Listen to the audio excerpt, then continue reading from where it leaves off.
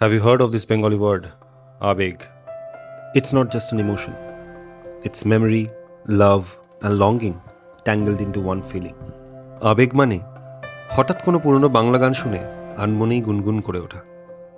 আবেগ মানে কলকাতার বৃষ্টির গন্ধ, হলুদ ট্যাক্সি, ভেজা ফুটপাত আর একবার চাতে আটকে থাকা হাজারটা কথা।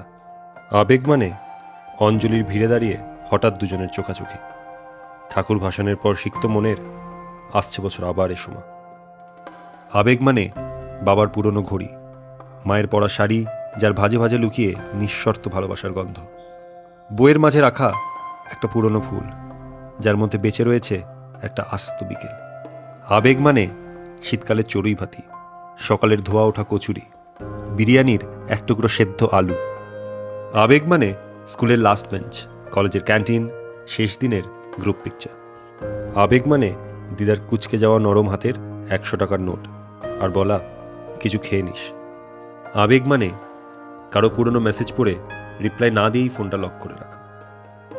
আবেগ, it isn't something you feel and move on from. It's the quiet ache of everything you loved and never really left behind.